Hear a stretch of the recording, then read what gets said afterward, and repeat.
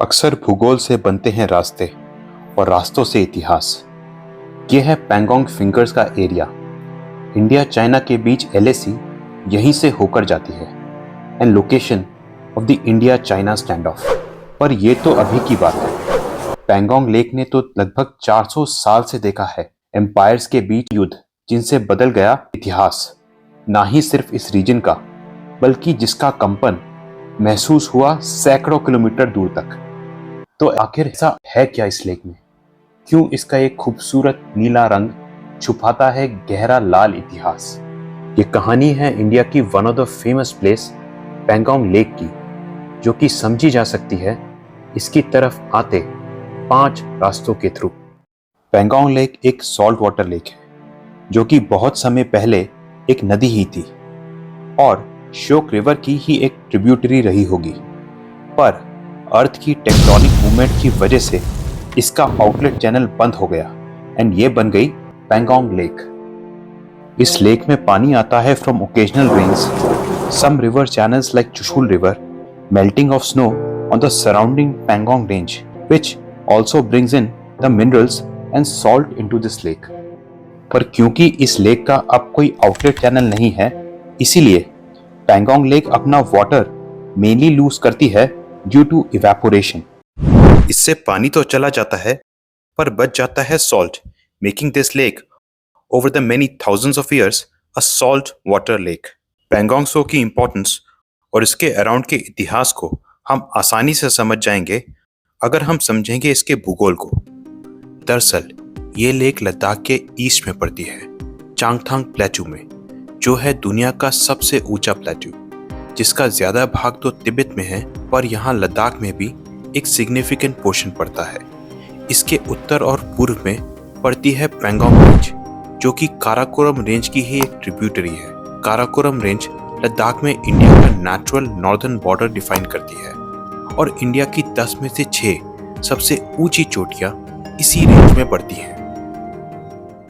Pangong lake के दक्षिण से शुरू होती है the very venerable Kailash range, जहां से करीब 500 किलोमीटर दूर और दक्षिण में पड़ता है कैलाश पर्वत और मानसरोवर की लेक। एक कंबाइंड ज्योग्राफिकल फीचर इस रीजन में लद्दाख को तिब्बत से अलग करता है, जो इसके ईस्ट में पड़ता है, और इसके वेस्ट में इसको बाकी लद्दाख से सेपरेट करती है लद्दाख रेंज। पैंगोंग लेक के उत्तर में पड़ता है अक्साई चिन और नॉर्थ लद्दाख का सफेद रेगिस्तान, जहां है नुब्रा और श्योक वैलीज। खूबसूरत कोल्ड डेजर्ट वैलीज के अलावा यहाँ से करीब 80 साल पहले तक गिलगिट बाल्टिस्तान और शिंक्यान से आ रहे ट्रेड कैरावान्स पास किया करते थे। ये कोई आम ट्रेड कैरावान्स नहीं थे, पर इस रीजन की इकोनॉमिक लाइफलाइन थी, और इसलिए इन कैरावान रूट्स पर कंट्रोल का मतलब था इस पूरे रीजन की इकोनॉमिक लाइफलाइन पर कंट्रोल। तो इसीलिए नॉर्थ लद्दाख में उस समय कई छोटे बड़े किंगडम्स का उदय हुआ, which used to derive their power through control over these trade routes.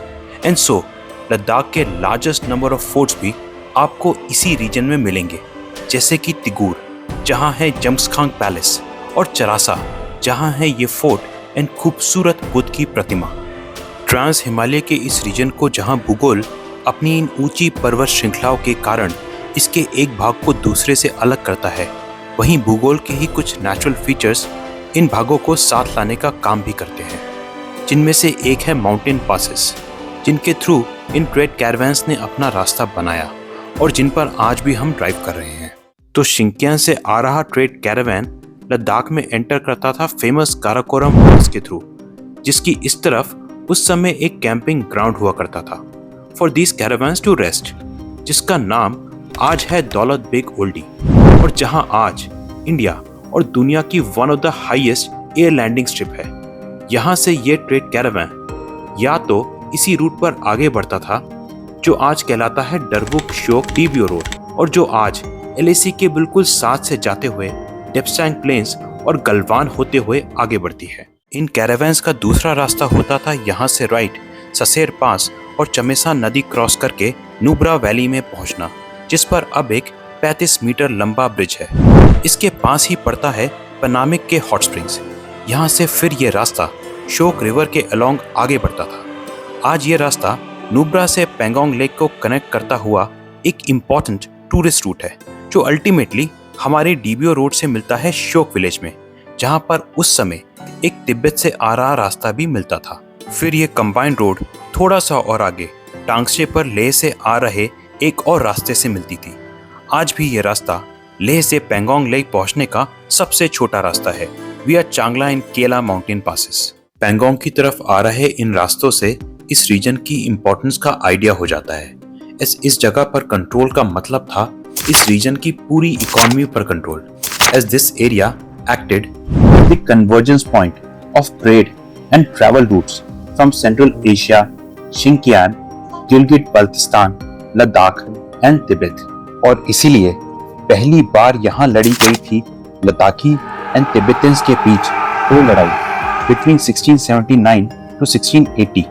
पहली जिसमें लद्दाखीज जीते और दूसरी जिसमें जीते तिब्बतन्स, और ये एरिया आ गया उनके अंडर। फिर 1684 में मुगलों की मदद से लद्दाखीज ने तिब्बतन्स को हराया और एक पीस डील हुई बिटवीन लद्दाखीज एंड तिब्बतन्स, जिसमें पेंगोंग लेक का भी डिवीजन हुआ।